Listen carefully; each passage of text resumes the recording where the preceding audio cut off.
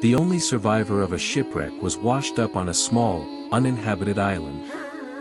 He prayed feverishly for Allah to rescue him, and every day he scanned the horizon for help, but none seemed forthcoming. Exhausted, he eventually managed to build a little hut out of driftwood to protect him from the elements and to store his few possessions.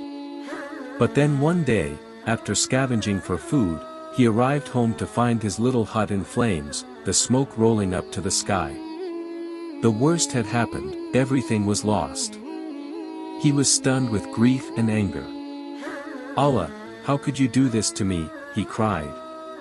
Early the next day, however, he was awakened by the sound of a ship that was approaching the island. It had come to rescue him. "How did you know I was here?" asked the weary man of his rescuers.